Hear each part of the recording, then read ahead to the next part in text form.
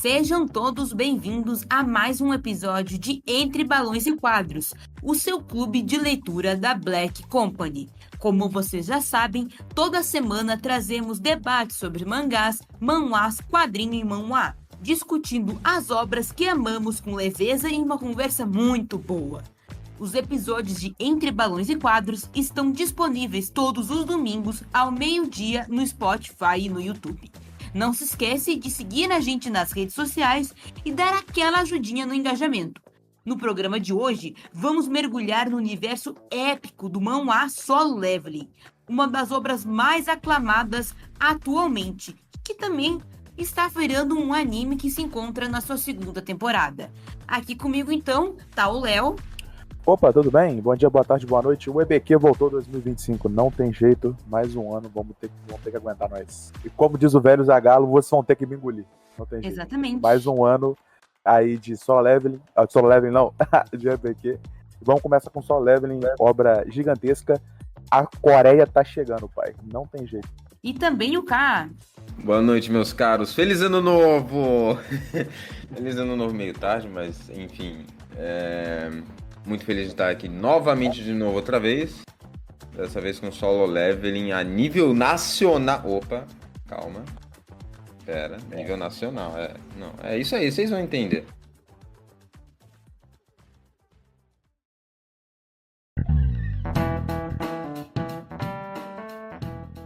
Então, como a gente já comentou, a gente vai falar sobre Solo Leveling, que eu vou dar uma pequena resumida do que se trata. Pra quem ainda não conhece, que é meio difícil, porque Solo Leveling tá.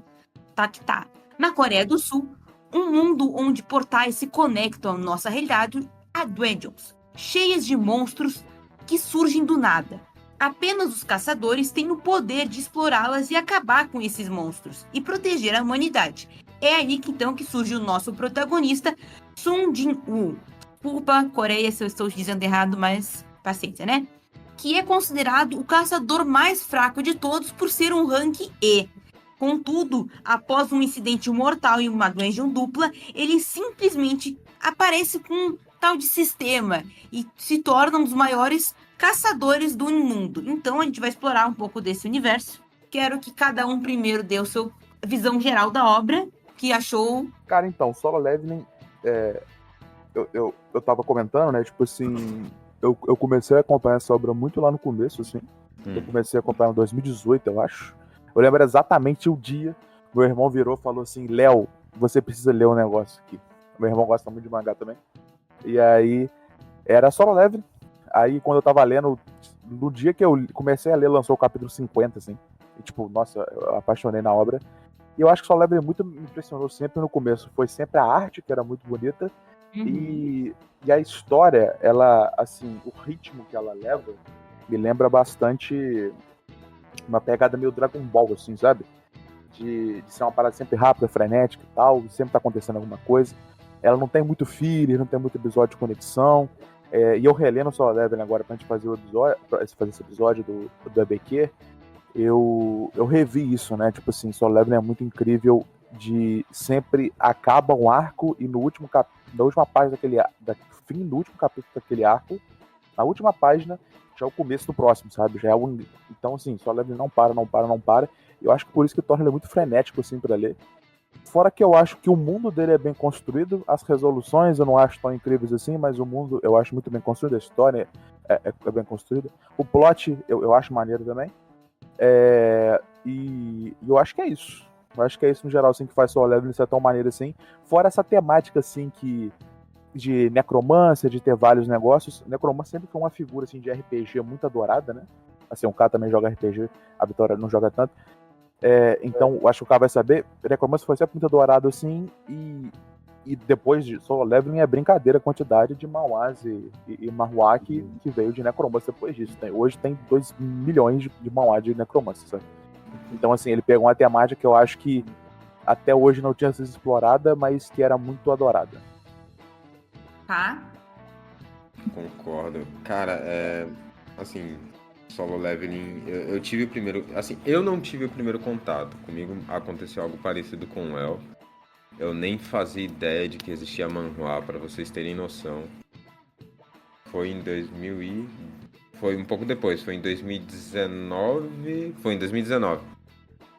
E aí um amigo meu que ele gosta muito de ler e tal, ele gosta muito de ler mangá, e ele, por acaso, não lembro como, ele descobriu mangá, descobriu Solo Leveling, e ele começou a ler. Eu lembro que um dia ele me falou, cara, eu tô lendo mangá coreano, você acredita? E ele falar isso, tipo, ele deu uma resumida por alto, assim, da história. E eu fiquei, cara, como assim? Ele, não, é incrível, é impossível o que o cara faz e não sei o que, e a história tá assim, assim, assim. Só que depois disso, sei lá, eu dei uma desligada, sabe? Dei uma separada. E aí quando voltamos aqui, aí, né? Todos nós lemos o mangá inteiro. Eu também cheguei a acompanhar a primeira temporada, agora acompanhando a segunda, depois de ler o mangá. E que história. História. Tipo, bom, o Léo já apontou alguns pontos aí, mas assim, pra mim, a história soube ter os seus momentos de foco em certos personagens, sabe? Por mais que alguns sejam bem simplistas, ainda assim, todos eles têm solução. Então, tipo, você acaba sabendo o que aconteceu com cada um deles. Nunca tipo, só some do nada e nunca mais é visto na obra, sei lá, só desaparece. Tem conexões maravilhosas, meu ponto de vista. Não foi só uma jornada do herói. Por mais que ainda seja, não foi uma básica, sabe? De todos. Aconteceu isso, o herói treinou, agora vai lutar, ganhou, sabe? Não teve. Não foi só isso, né? E toda a questão do próprio personagem em si, de como ele estava se vendo na própria evolução dele mesmo, de todo questionamento e tudo mais. Mas é uma obra que eu bati palmas, parabéns, tá incrível. Eu queria que continuasse. Obviamente, a gente sempre quer que continue, mas, né? É isso. Então, eu acho assim, o Sun Ji-un pra mim é o crush da minha vida momentânea. Assim. Ele é lindíssimo. Eu acho Bonito engraçado. mesmo. Personagem. Não, Ele é muito charmoso. É que, na verdade, eu acho engraçado porque é muito diferente de obra japonesa, porque tu vê claramente que ele é um personagem coreano, porque eu muito imagino esses atores de dorama fazendo o papel do Sun Ji-un, porque pra mim eles meio que é diferente do Japão pra mim, que eles meio que deixam ocidentalizados os personagens. O Sun Ji-un pra mim podia ser, sei lá, qualquer ator coreano desses doramas aí, então eu acho ele maravilhoso. O que eu adorei a obra, assim, eu gostei dos plots, eu gostei dos personagens. A minha principal crítica diante do Sun Ji-un, porque é que o Léo vai lembrar que a gente fez de Frieren. Pra mim, o Sun Ji-un é muito tipo Frieren. Chega um momento que não tem ninguém no mundo que vença dele. Então ele tipo se torna muito fodão, ele é top das galáxias, ele é muito poderoso e no momento que ele chega meio que a caçador nacional ali, mundial, não tem nenhum vilão pra ele, sabe? Eu acho que isso reflete meio que em toda a obra, porque falta um grande vilão, porque quando ele chega, por exemplo, na parte do que ele chega no arquiteto, que ele vai enfrentar os demônios de como ele surgiu, ele ganha muito fácil. Não sei se eu tô acostumada, talvez eu tenha muito acostumada com mangá, que mangá, tipo, uma luta, por exemplo, se o Luffy chegasse nesse ponto onde o Sun Ji-un chega de lutar contra alguém, um vilão tão importante, seriam 30 capítulos e no mangá é muito mais fluido. É exatamente isso, tipo assim, é exatamente esse ponto assim que eu sempre falo que é uma diferença muito grande do manhwa e do manhwa. O manhwa é meio mais equilibrado e o manhwa, que é o chinês, é bem pior, sabe, o manhwa. Tipo assim, eles não focam em luta, sabe? O foco é contar a história. A luta é resolvida sempre muito rápido, sacou? Então, tipo assim, não tem progressão de luta, aquela luta que vai lutando e vai pensando. Igual você falou, não existe capítulo de luta em manhwa. Manhwa sempre tem luta e mais alguma coisa, sabe? Tipo assim, você tem a luta épica, vai durar 2 capítulos, sabe? Não vai durar mais que isso. Então, tipo assim, eles focam em contar histórias. Então, com certeza, o ritmo é completamente diferente, né? Assim, do manhwa. Agora vai falar, é tudo igual. Cara, não tem nada a ver manhwa com mangá. Não tem nada a ver. Não. Sem E eu falar acho. que o manhwa não tem nem fala, tipo, quando chega. Acho que se tu pegar um mangá, sei lá, que tem muito diálogo, não dá todo o Solo Leveling em diálogo, assim, porque é muito. Primeiro que as ilustrações, elas são, em questão de página, não tem tanto o quadrinho que nem o mangá, que é toda a página quadriculada com blocos de quadrinhos. O mangá é uma página praticamente limpa, só com uma ilustração grande, assim, não tem essa quadriculação. É, E ela flui mais, assim. O manhwa, ele é feito pra você... Ele é um webtoon, né? Ou seja, o webtoon, né? Ele é um quadrinho de web. Então ele é feito pra você ler um web, não é pra tu comprar um livro, imprimir e ler num livro. Tanto que o mais comum de você ler manhwa é ler em tira longa, né? Que é quando você... Os sites que tem leitura disso, geralmente vão botar, tipo assim, as páginas sem divisão. Então vai aquele negócio reto e fluido, assim. Até existe divisão de página intrinsecamente, mas ali quando eles vão colocar, eles unem todas as páginas. E, pô, tem muito manhwa, o Caio eu acho que já consome mais manhwa também.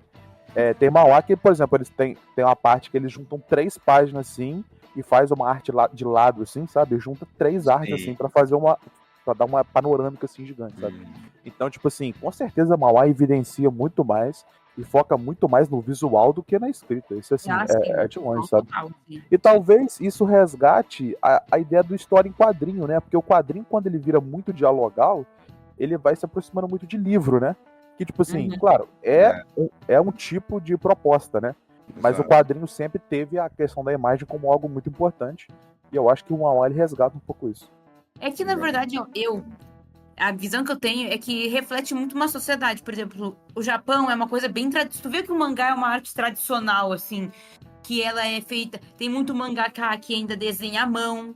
O processo todo mais manual. Tem muitos que nem gostam de usar a tábua, os tablets, aquele para desenhar. É algo mais manual. E tu vê que o manhwa, ele é de uma Coreia, geralmente, que é a Coreia do Sul, que é muito da tecnologia, muito avançada, que tu vê que é muito reflexo disso. Por exemplo, é tudo digital, as ilustrações são coloridaças, assim, é dinâmico, é como eu falou, é pra te ler enquanto tá na internet, assim, tanto é que a sensação que eu tenho é que o manhwa, tu consegue fazer várias coisas ao mesmo tempo que o mangá tu não consegue. Tu consegue ler o manhwa e fazer outra coisa. O mangá tu não consegue.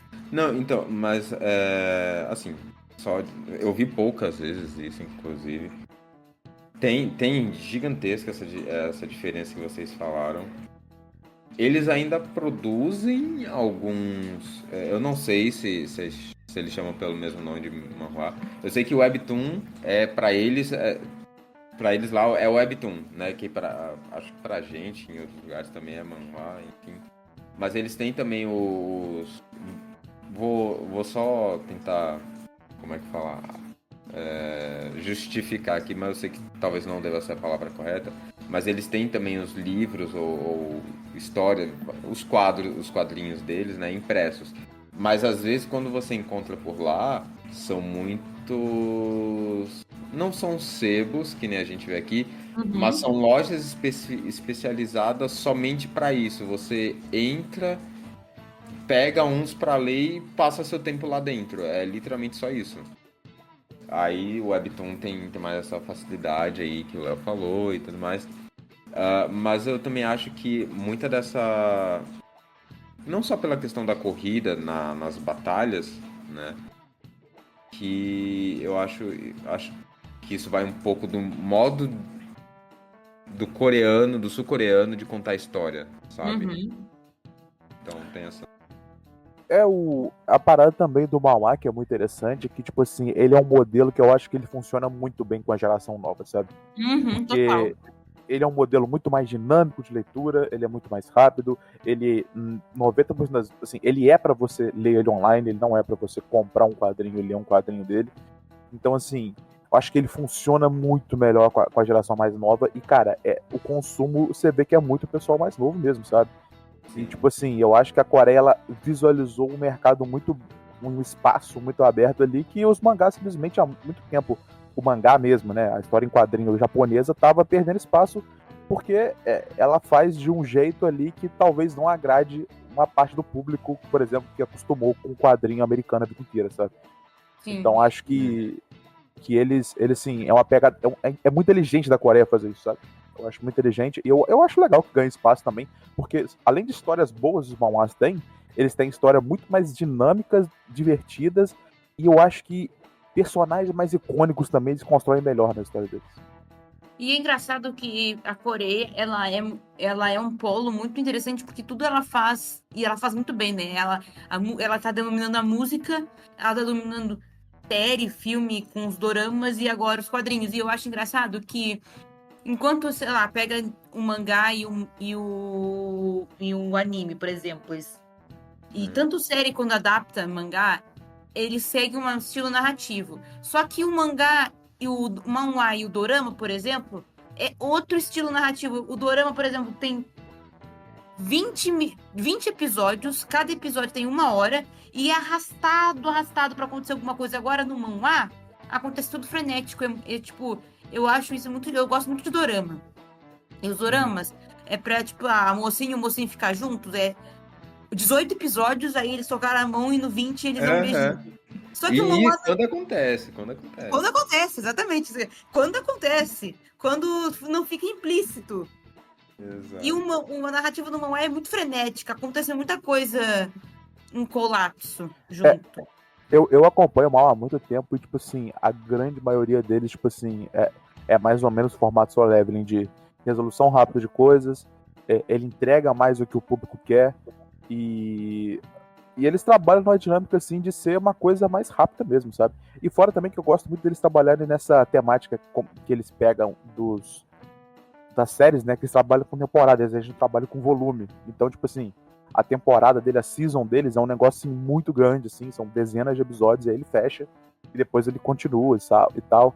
Então acho que até para você acompanhar é melhor, tipo assim, é mais prazeroso acompanhar um manhwa do que acompanhar um mangá tradicional, sabe?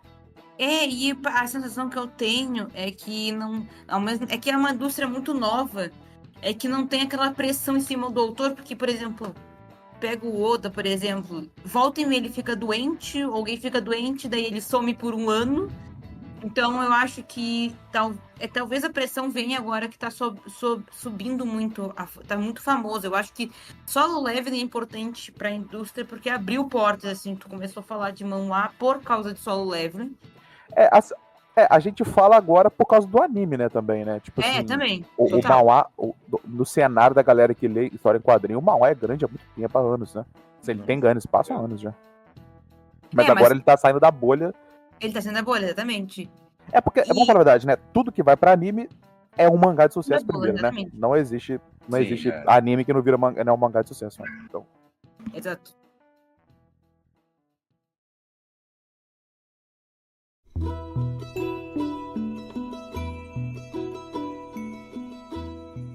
E agora vamos entrar um pouquinho sobre os personagens. Eu queria conversar, então, a gente tem o Sundin, que é o nosso protagonista, Sujinho. Ele é meu parceiro, aí eu chamo ele de Sujinho. Sujinho, o nosso divo, o nosso reizinho.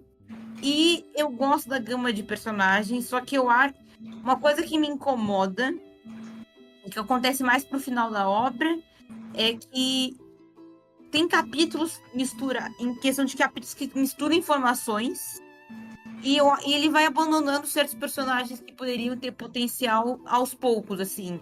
Eu pego, por exemplo, 2 personagens, a irmã dele, que é a Dinah, né? E ela começa sendo um mega importante, porque ela que traz ele pra realidade, ele faz tudo por ela. Só que à medida que vai passando a história, ela some da história. Ao ponto que no final, que a gente descobre que ela casou com aquele amiguinho dele que eu me esqueci o nome. Não lembro o nome.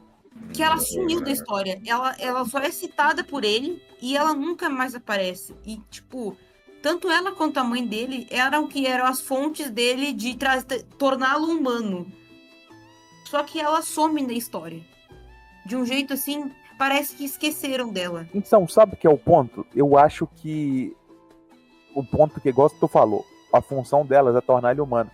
Só que essa função é substituída do papel da irmã pra Cha Jae-min, tá ligado?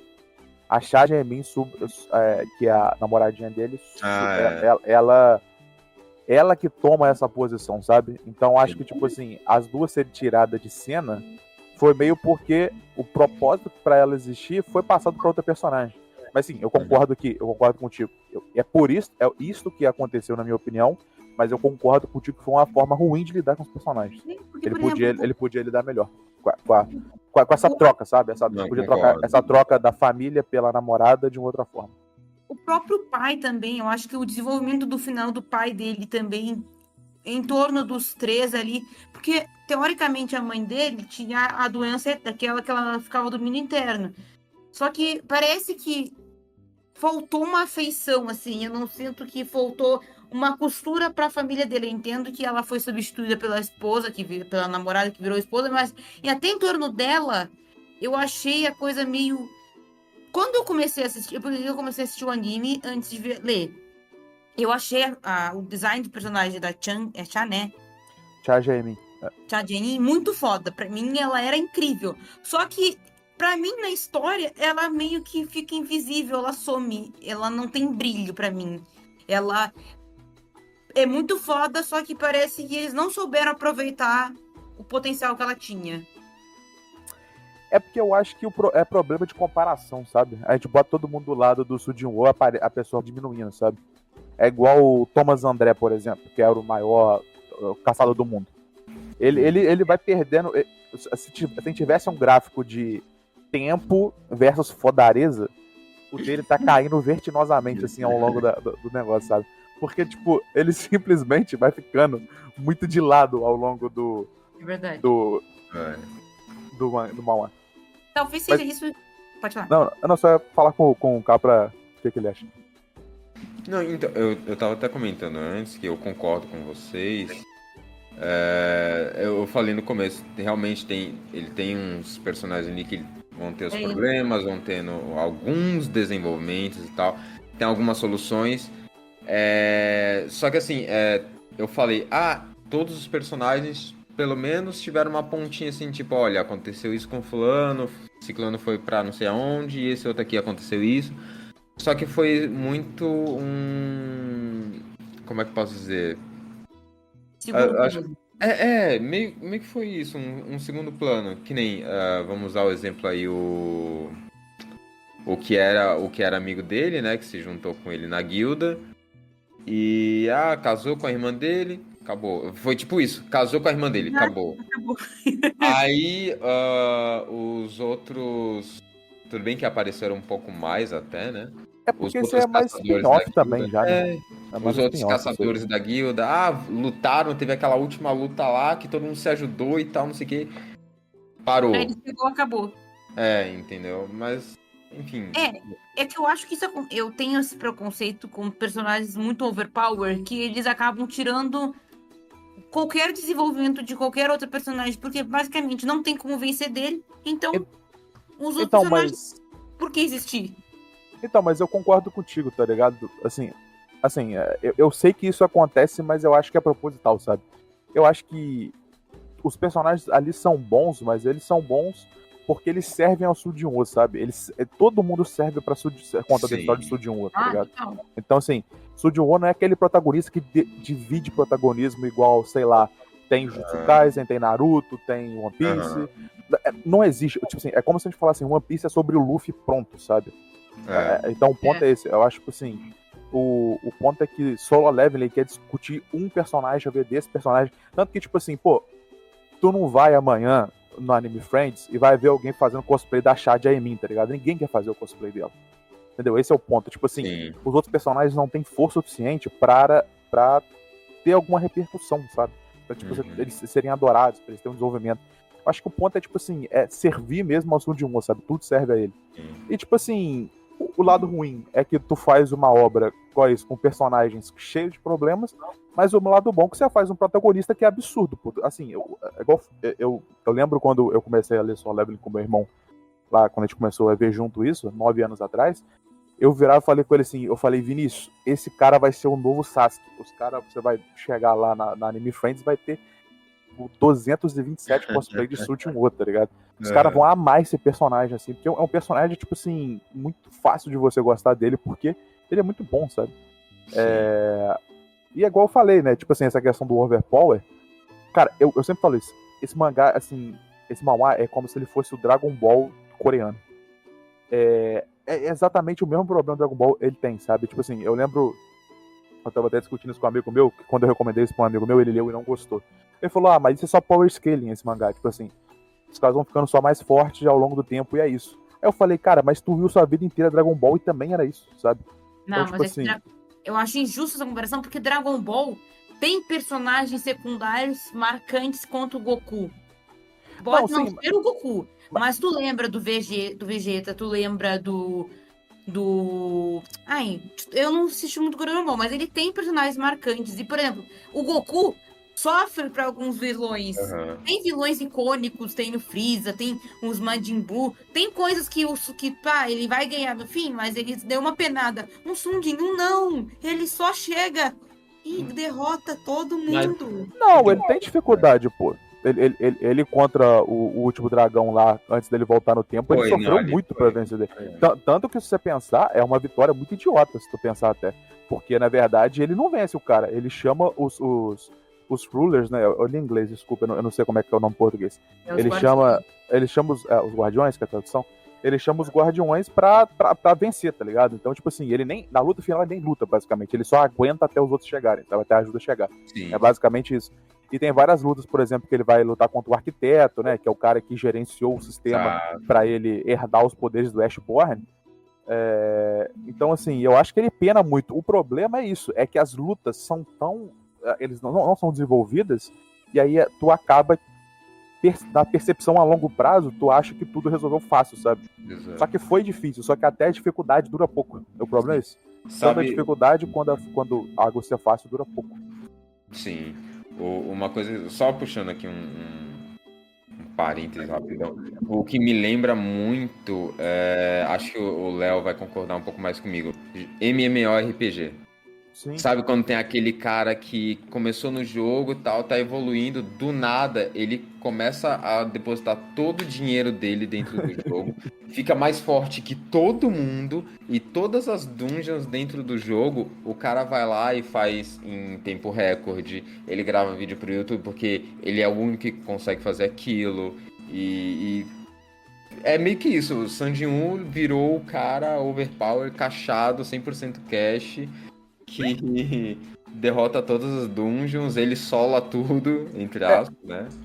Eu acho que o ponto importante é que, tipo assim. É porque o ponto é quando ele fica extremamente poderoso, igual a Vitória falou, e não tem ninguém no mundo pra bater de frente com ele, mas também não existe mais ninguém no mundo também que seja problema pra ele, então o inimigo passa pra toda a ideia dos rulers, né, dos guardiões, contra os monarcas, né? Então, tipo assim, eu acho que, tipo assim, não tem problema ninguém no mundo ser forte o suficiente Exato. pra lutar contra ele, se você expandir o universo pra ter alguém mais forte. Que é o que o Dragon aí- Ball fez a vida inteira, né? Foi. Tipo assim, E derrotei esse personagem, o Majin Buu. Agora tem o céu, hein? Derrotei o céu, agora tem um Freeza, hein? Então, tipo assim, se você arranjar alguém mais forte, acho que não tem problema ele ser o mais forte daquele espaço ali, sabe?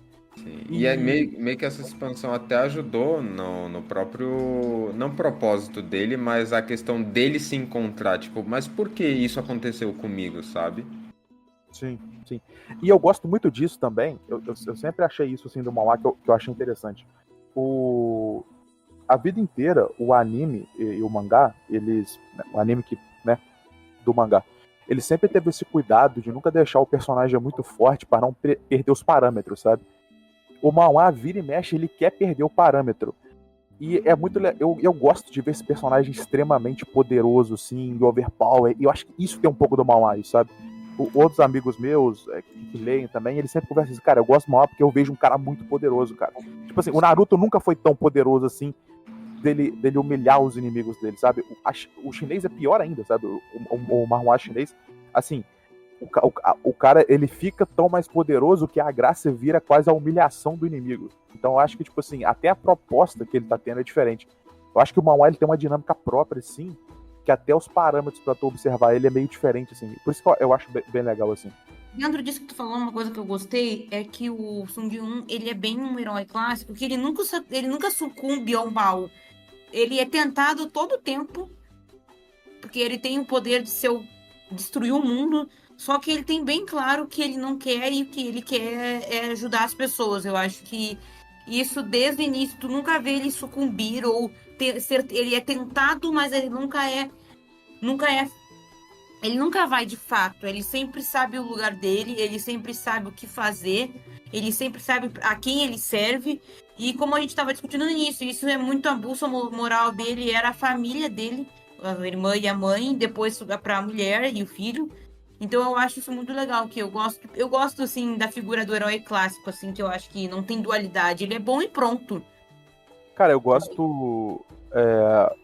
E outro ponto que eu ia falar em relação a isso, eu acho a construção de história, igual eu falei, eu acho o ritmo muito bom do Solo Leveling. Eu acho que, tipo assim, ele engaja muito pra você continuar lendo. Solo Leveling, tipo assim, é porque na época, quando eu acompanhava o lançamento, assim, eu ficava muito apreensivo com o próximo capítulo, porque ele deixa muito cliffhanger no final dos capítulos dele.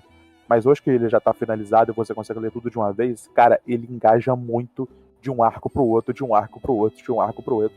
E eu acho que ele também consegue te prender muito porque ele tem muita cena épica, né? Pô, ele começa lá naquela dungeon de dois bosses, né? Que é, pra tipo, mim, cara, aquele personagem é incrível, o sorriso dele Nossa. é muito bom. Então, assim, eu acho que toda vez que ele vai pegar uma nova sombra pra fazer parte do exército dele, que ele vai dar lá o Arise, eu acho que a obra consegue fazer cada momento desse ser um pouco épico, sabe? Cada cara, quando ele derrota lá aquele caçador Rank S, que era coreano, que foi para os Estados Unidos, o Dong Min-suk, a luta dele com o Thomas André, a luta contra os monarcas, que já mais pra frente, é muito boa. Então, assim, eu acho que todos os momentos vai ficando muito bom. Em relação ao plot geral, assim, de construção do universo também, eu gostei bastante, sabe? Porque, assim, essa ideia do tipo assim, de ter um deus, e esse deus brincalhão, né? Que é mais ou menos quase uma ideia de René Descartes, né? Tipo assim, de Deus ser um coringa, assim, né? Um palhaço, ficar brincando, dele ser maligno, né? E literalmente esse é o Coringa, né? O Coringa não, é o deus de Descartes, né? E acaba que ele tem essa parada, assim, de o deus, tipo, literalmente criar os monarcas, criar os guardiões pra eles ficarem lutando contra ele tem uma guerra pra ver, né? Tipo assim, pra assistir camarote. E toda aquela dinâmica de criação dos monarcas e dos rulers, e deles traírem o próprio deus, porra, e criar e a Terra, no final, ser um vestígio da batalha deles, e as repercussões se repercutir na Terra, assim, eu gostei bastante, sabe? Então, assim, eu não acho que foi complexo o universo que ele criou, mas é gratificante o suficiente. Talvez, se eu tivesse que fazer uma crítica em relação a isso, e uma crítica que eu realmente acho pertinente, eu acho que, tipo assim, os monarcas, eles são explorados mais pouco, sabe? Eu queria entender a fundo a raiz do poder deles, a raiz da origem deles. Igual o monarca dos gigantes, tá? Mas quem que são os gigantes? De mundo que eles vieram? Como que eles foram criados? Aí a monarca do veneno, o monarca das feras, o monarca lá do... O pai dele, que vira o monarca também, o monarca... Não, eu achei... O pai dele ele é um receptáculo dos rulers, né? Dos guardiões. Essa coisa eu achei meio... Ele ficou preso no portal e voltou. Eu achei essa parte que tu falou. De explicar de onde é que surgiu, por que tem cada monarca, o que é... A hierarquia dos próprios monarcas, como é que é. Eu acho que isso realmente se deu uma pecada, assim. Realmente. É algo que, não sei, ao meu ver, talvez se eles fizessem algo à parte, daria pra fazer, ficaria muito legal. Só que seria uma obra curta, não sei, talvez. Não sei, é porque ou eles fariam um de cada ou tentariam juntar tudo, mas ao mesmo tempo talvez não fosse uma boa ideia juntar todos os monarcas de uma vez só e explicar e... Não, acho que se desse uma detalhada um pouquinho maior, né? Eu acho isso interessante o que o cara tá falando, porque, tipo assim, é verdade, né? Se você perceber isso em Solo Leveling, dá pra ter spin-off de tudo lá, né? Porque, tipo assim, tem muito... Os personagens secundários, eles trabalham tanto em função do sujinho, que no final dá pra você trabalhar todos eles melhor depois, sabe? Então eu acho que acaba sendo isso. Mas o pior é que, tipo assim, se a gente vê só pela perspectiva do Sudinô, acaba que é ok, sabe? Os monarcas, assim. Porque eles estão lá pra apanhar mesmo, né? Então, tipo assim... Mas eu acho que sim, eles podiam ser mais bem explorados. O melhor explorado mesmo é o dragão, né? O dragão da destruição, o monarca da destruição, que é o último lá. Mas, sei lá, eu acho que os outros, assim... acho que eu queria ver mais deles, tá ligado? Queria ver, tipo. É porque, tipo assim, parece que eles surgiram a partir de, tipo assim, de ser quase como deuses para aquelas raças, para aquele intuito, sabe? É igual o Monarca da Destruição fala, eu existo para destruir, tá ligado? Aí o Monarca dos Titãs, ele nasceu, tipo, pra ser o quê? Ele surgiu a partir da, sei lá, da fé dos Titãs, sabe? Entendeu? Podia. Porra, como é que é a sua origem, sabe? Eles são os representantes, os monarcas são do mal puro. Aí tem tudo que é ruim, do veneno, os gigantes, então, os dragões, então tudo que é ruim, né? O que quando eles dividiram entre o bem e o mal, teoricamente entre a luz e as trevas. E que eu acho que isso das trevas é uma coisa que uma das coisas que eu mais gostei em Solo Leveling foi o desenvolvimento das sombras do Sun Jin-woo. Daí cada sombra tem sua personalidade. E eles conseguiram deixar elas terem algo meio tenso, meio amedrontador, mas elas são engraçadas também. Porque o Beru que é o inseto, né? É o Beru. Ele é incrível. É muito bom. O Beru é o melhor de todos, porque o Beru é noveleiro e durameiro, e fica triste quando dizem as novelinhas dele. E quando descobre que a sombra tem um universo próprio dentro do Sun Jin-woo, que eles vivem num universo à parte, e esse universo reflete a bondade de Sun Jin-woo, então eles são uma democracia onde todo mundo aprende, tudo é fofinho. Isso aí acontece mais no spin-off, né? E tipo assim, igual tu falou, e o momento aterrador da sombra é aquele momento, antes dele pegar o Beru, que ele tá lá no Covil das Formigas, né? Que inclusive eu acho que vai ser o foco do... Não, o foco desse arco agora é aquele arco dos elfos da floresta. Aqueles elfos do gelo. O arco da segunda temporada do anime. Eu queria muito que ele tivesse pego a sombra do rei do elfo, mas ele não conseguiu. Aí esse arco da formiga, né? Que ele pra salvar a Shai Jaemin, ele ressuscita aquele cara que era um curandeiro que tinha se aposentado e tal, não sei o quê. Uhum. Aquela ali é a parte que você dá um medo da sombra dele. Que ele fala assim, pô, eu sirvo ele e eu fico feliz de servir ele. Isso é o que é um negócio, assim, os poderes dele são muito profundos e tal. Uhum. E essa profundidade no final a gente viu que ela é basicamente que na verdade ele era um receptáculo do monarca das sombras, né? Tipo assim, a sombra no interior dele era o monarca das sombras, que no final ele toma essa... Assim, ele é o receptáculo que vira a própria entidade, né? Tipo assim, ele toma o papel do Ashborn. O que não aconteceu com os outros monarcas, obviamente. Mas... Por que eu falei isso? Lembrei. E essas sombras também que eu acho muito interessante, eu acho que, de novo, comunica com RPG, né? Já que a obra tem essa temática de RPG como pano de fundo. Eu acho que o cara vai talvez concordar comigo que ele também é dos games. Essa parada, tipo assim, do Necromancer em todo jogo que tem, ele... Como um jogo tem regras, né? Então, tipo assim, tem limite pra invocação e tal, não sei o quê.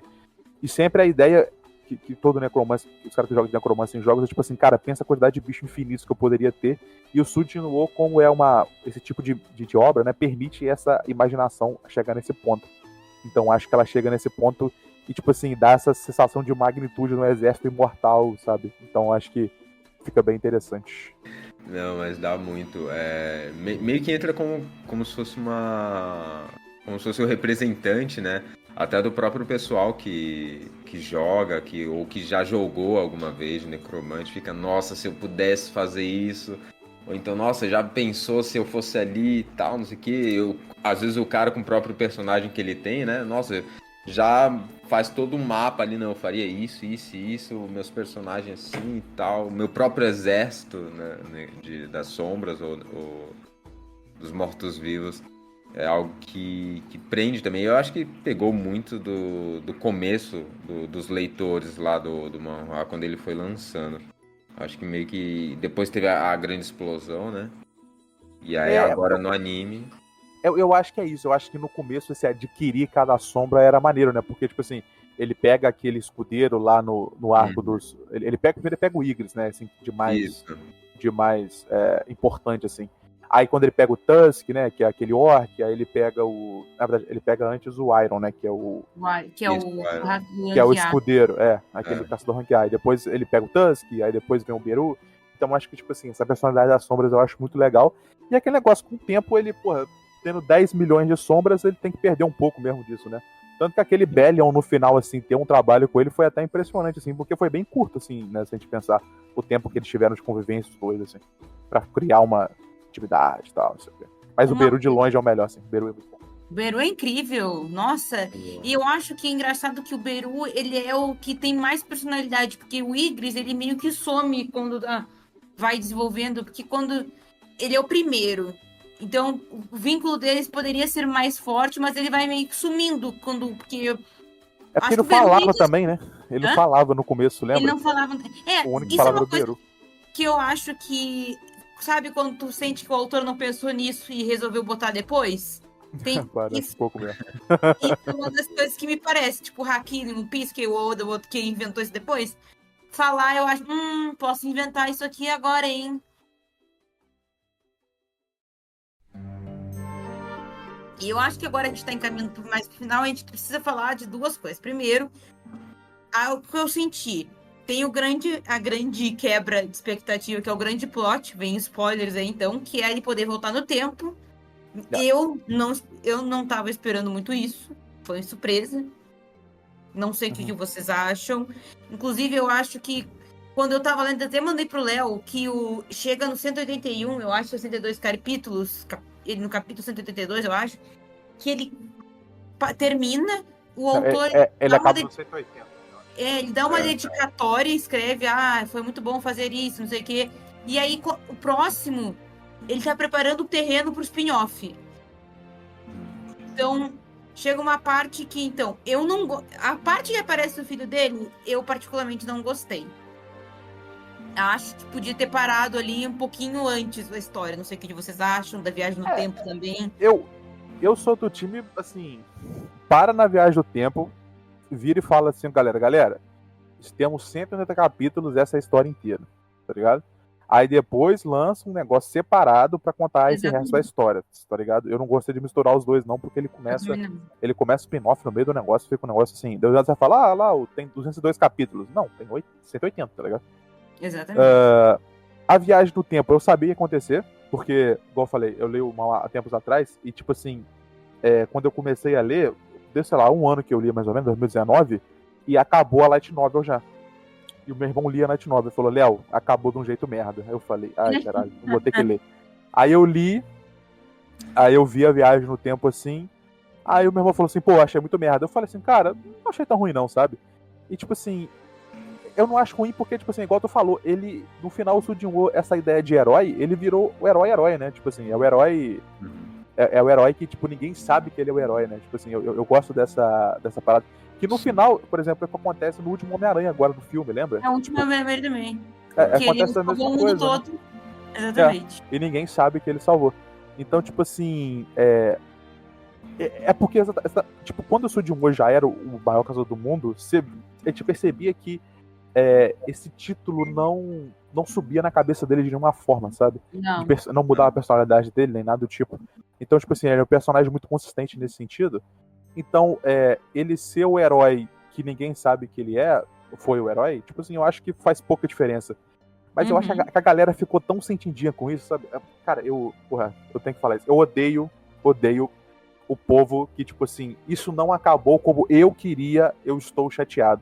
Tipo, foda-se, pô. O autor que faz o final. Se ele quer deixar daquele jeito, o final é do autor, não é do espectador, não. Depende. Se o Oda botar o final do One Piece aí, os amigos que fizeram o seu caminho, isso é diferente.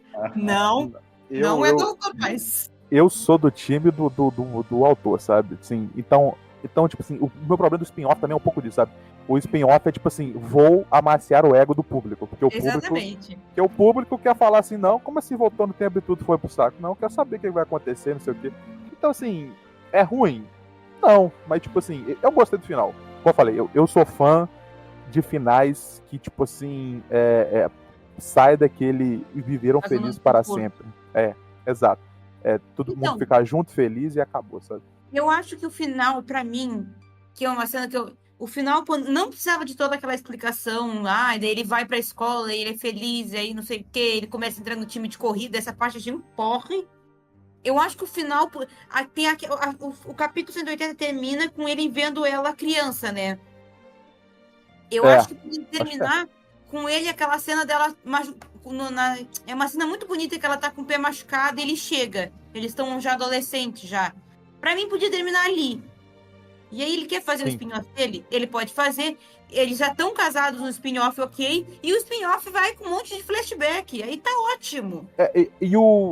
E o penúltimo capítulo, eu concordo que esse tinha que ser o último capítulo, e o penúltimo tinha que ele saindo daquele intervalo entre dimensões, que ele ficou lutando 27 anos lá dentro, sabe? Tipo assim, ele saindo, missão cumprida. Porque Exatamente. a verdade, aquela luta de lá não era realmente pra ele explicar e fazer uma luta épica. Tipo assim, beleza, ele vai lutar e vai ganhar, sabe? Tipo assim, a gente espera que ele vai ganhar. Exatamente. E aí termina com ele encontrando ela ali machucada. E ela pode até. Porque eu achei legal. As cenas que eles lembram dele, eu acho bonito. Ele podia fazer um plano dela abrindo os olhinhos e dando a entender que reconheceu. E aí acabou. E aí, o spin-off.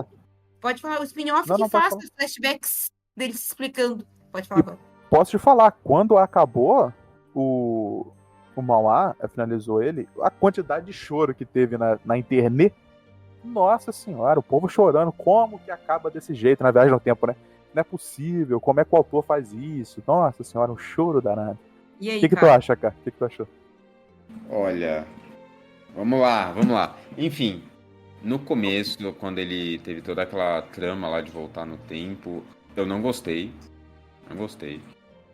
Eu tava lendo ela e falei, não, ele não vai fazer isso, pelo amor de Deus, cara. Você passou literalmente uma porrada de coisas pra chegar aqui, o cara pega isso aqui, ó, você tem isso aqui, o que você quer fazer? Quero voltar no tempo. Tipo, mano, na moral. Só que aí, né, foi passando, continuando a leitura e tal. E aí ele veio, não que ele veio explicar, mas aos poucos eu fui entendendo o motivo dele ter voltado. E o porquê, tipo, motivo, porquês, enfim. Mas eu acho que eu gostei dele ter feito isso, porque eu acho que eu ficaria muito mais chateado se ele simplesmente tivesse voltado no tempo porque ele quis e não houvesse nenhum tipo de explicação e tudo ficasse por isso mesmo.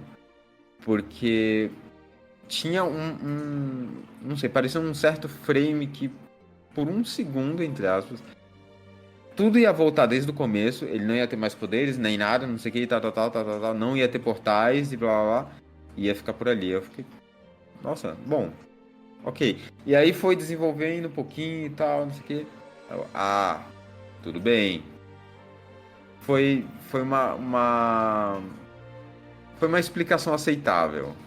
Foi. Depois eu gostei, eu cheguei a falar, ok, gostei da decisão dele de voltar no tempo, aceito, tudo bem. Concordo também com a Capitã e, tipo, o encontro deles foi um dos encontros mais perfeitos que eu já vi na minha vida de mangá em questão de relacionamento, sabe? Tipo, não teve nada demais, não foi nada tão, oh meu Deus, aconteceu isso, não sei o quê. Só que ao mesmo tempo foi um encontro que houve a intimidade dos dois ali. Sabe, tipo, aquele clássico, basta uma troca de olhares e pronto. Caramba, né? Cara, mas tem um ponto que eu acho importante nisso, que é tipo assim, a viagem no tempo ela pode sair muito tiro pela culatra. Eu lembro que tem um jogo que eu gosto bastante, que chama Sea of Stars, que ele teve uma parada tipo assim de viagem no tempo, eu acho uma merda. Porque ele acaba salvando um personagem que não era pra ser salvo e que a morte desse personagem era muito importante pro desenvolver dos outros personagens. Só que eu acho que isso aqui não é diferente, isso, sabe, por um motivo. Porque, tipo assim, ele não volta no tempo só pra salvar um personagem específico, sabe? É tipo, é salvar a maioria das pessoas. Então eu acho, tipo assim, que no final ele fica mais como herói do que, tipo assim, se eu pudesse eu faria tudo de novo, sabe? Tipo assim, não, com certeza. Com certeza. Essa volta no tempo acho que foi mais inteligente, sabe? Foi menos, tipo assim, preciso agradar o público que não queria que o personagem X morresse. Entendeu? Exatamente. Eu tenho um grande problema com viagem no tempo, porque a maioria das viagens, qualquer coisa com viagem no tempo, pra mim, é uma coisa muito preguiçosa. Porque no fundo, tipo, não tem que fazer receita, sabe? É uma estrutura em de que, sei lá, Eu acho que nem... como é que é? The Umbrella Academy. Tipo, quando tu assiste The Umbrella Academy, aparece a sensação que eu teve. Não tem, o roteiro tá tão bagunçado, o autor não sabe o que fazer, então, bem, eles são anomalias, não tem o que fazer, vamos voltar no tempo. Então, tipo, o vilão é tão grandioso que ele tá preso num círculo vicioso ali, que ele não tem o que fazer, vai fazer o quê? Vai voltar no tempo. Então, fico meio com o pé atrás com Viagem no Tempo. Acho que só o Levi ele conseguiu bem no limiar, assim, não ser um tapa-buraco a Viagem no Tempo. Concordo contigo. Ficou bem pertinho mesmo. Não foi. Tipo assim, na verdade, mais um pé pra ser pra lá do que pra cá, porque eu acho que o spin-off estraga o final. Eu acho que Concordo, total. o spin-off estraga, porque o final poderia ser só aquilo e tá bom. Aquele filho dele me deixou com ranço. Não gostei daquele menino, não sei, não fez nada, mas. É o famoso não sabe quando parar, né? Tem que saber parar. Exatamente, exatamente. Eu acho que se tivesse parado na história ali, tava ótimo, porque fechou as pontas, sabe? Não, eu só ia falar que pra mim, até se ele tivesse realmente finalizado tudo, a obra inteira, do início até a última página, na questão de, olha, ficamos juntos, depois de tudo conseguimos ficar juntos, estou feliz com a minha vida simples, não tem nada de batalhas, ninguém morrendo, tá tudo ok, estou vivendo da maneira que eu quero, tenho a minha família, tava ótimo. Eu acho também. Cara, tem um ponto que eu acho muito importante, que eu, quando eu percebi isso, eu fiquei assim, caralho, isso aqui é um detalhe que o autor, ele vai se fuder pra arrumar depois. Saca só. Ele não se abdicou dos poderes do monarca dele, certo? Ele continuou com os poderes dele. Sim. E aí, quando ele encontra aquele fragmento brilhante da luz, que ele tá naquele corpo daquele cara, que ele tá conversando depois que voltou no tempo, ele fala assim, cara, tu é imortal e você não envelhece. E ele tá envelhecendo, é a primeira coisa que eu pensei. Não, mas ele falou que ele pode trocar, tipo, a idade do corpo dele a bel prazer, sabe? Você citou isso. Mas o meu ponto não é isso. O ponto é, tem uma dinâmica muito legal da imortalidade dele, por exemplo, com a mortalidade da Shah Jaemin, com a mortalidade do resto das pessoas.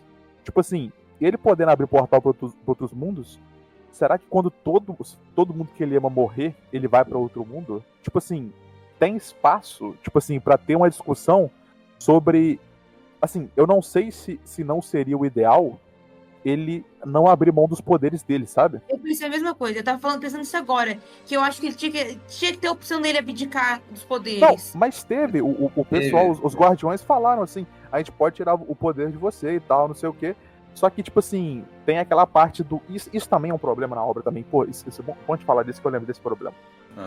Dá muita raiva, considerando tudo que os guardiões fizeram ao longo do tempo, o sujinho confia tanto neles assim, tá ligado? Exato. Tanto pra voltar no tempo, quanto pros negócios. Eu fiquei, cara, mas por que você tá confiando nos rulers?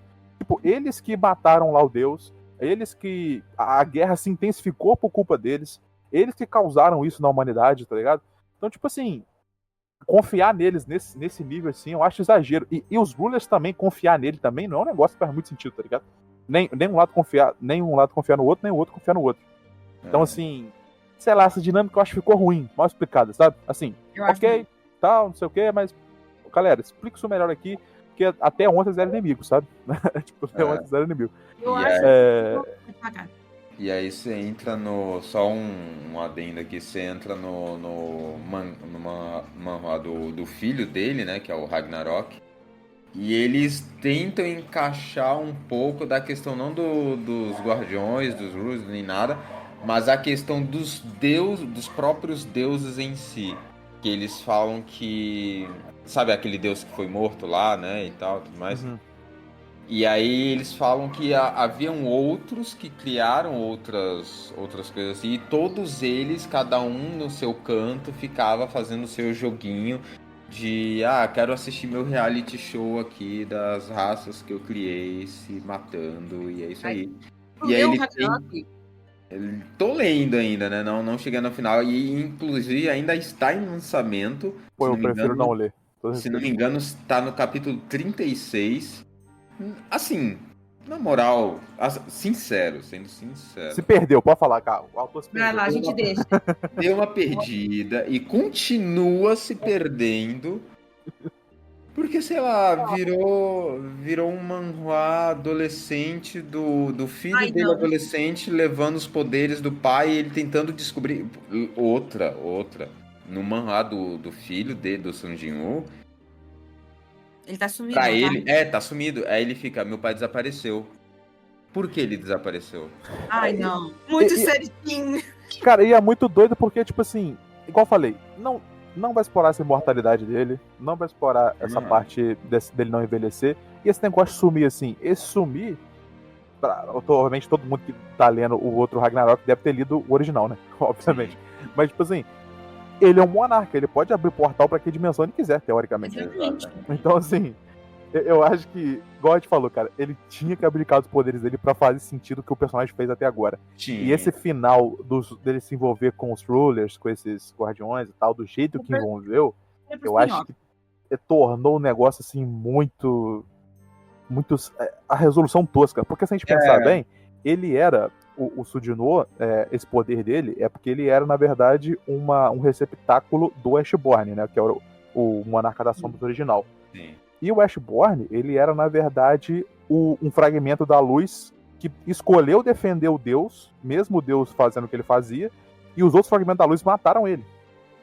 E aí ele pegou o poder das sombras pra ele, né? Então, assim, vamos dizer assim, o antecessor dele, a pessoa que deu os poderes pra ele, que ele meio encarna também um pouco da personalidade dele, né? Tipo assim, ele era um dos inimigos mortal dos rulers, sabe? Então, tipo assim, sei lá, não ficou bom. Então, eu acho assim, que o final seria, então, eu queria que ele abdicasse, eu sinceramente achava que ele teria que abdicar dos poderes, ele voltasse no tempo humano, porque daí ele escolheu ter uma vida comum, ele já fez o papel dele, teoricamente não teria pra que ele ter poder, porque teoricamente não tem mais vilões, não tem mais monstros, não tem por que ele ter poder. Depois dos 27 anos, né? Lutando Depois lá. dos 27 anos, acabou os 27 anos, ele volta adolescente, criança, sem poder, uma pessoa normal e vive a vida. Pra mim, isso seria um final perfeito, porque acabou a jornada dele. Não tem pra que ele ter. A impressão que tem vendo essa temporada nova é que ele deixou ele com poder porque ele queria fazer mais um. Ele queria fazer o Ragnarok. Então, vamos deixar essa margem pra Então, ter mais história. E outra coisa, eu sou contra spin-offs juntando logo que acaba. Pra mim, tem que ter um spin-off. Passa uns 2 anos sem Solo Leveling. Não junta uma coisa na outra, senão tu não dá o gostinho de ter saudade ainda. Eu acho que a desculpa que o autor queria, Vitória, tipo assim, a justificativa, era tipo assim, mas se ele abdicar dos poderes, se os rulers fizerem alguma merda, né, se os guardiões fizerem alguma merda, quem vai parar eles? Só que, tipo assim, isso não faz sentido porque ele se aliou aos rulers, sabe? Então, tipo assim, sei lá, cara, é só mal explicado, né? Teoricamente não tem mais monarcas, tá só os rulers lá dominando sozinhos, teoricamente, assim. Então, só tem ele pra parar. Mas, tipo, ele se aliou aos caras que... É louco. Maluco. Eu concordo. Tipo, mano. Não tem. A minha percepção foi de que realmente eles já tinham planos pra fazer o Ragnarok e deixaram essa parte aberta do quesito. Não sei se vocês lembram da. Não vou lembrar o capítulo agora. Que aí tá o Sun Jin-woo e a Tia Hein no dragão voando. E aí eles conversam ali, se separam, ela vai pro horizonte, assim, e ele vai meio que na direção de um portal enorme que abriu no céu. Aí foi meio que tipo isso, vamos fazer isso aqui, tá? Vamos dizer que ele vai lá pra outra dimensão, outro mundo, sei lá, outro tempo, espaço, né? Onde ele vai enfrentar lá, seja lá o que for, e a gente deixa isso aberto pra explorar depois, a gente continua criando história e tal. Isso é um detalhe interessante também, o cara tá falando, eu pensei agora. Essas lutas no começo são melhores que as lutas no final, tá ligado? Por exemplo, se a gente pegar a luta dele contra o Beru, a luta dele contra o Elfo de Gelo, a luta dele no próprio começo, tipo assim, a luta era mais bem trabalhada em relação à ação dos quadrinhos, era mais longa e, tipo assim, era mais pau a pau, né? No final virou tipo assim, igual tem uma amiga minha que ela fala isso, Parece o Tolkien descrevendo luta, né? O Tolkien descreve 4 páginas descrevendo o cenário, vai escrever luta 2 linhas, sabe?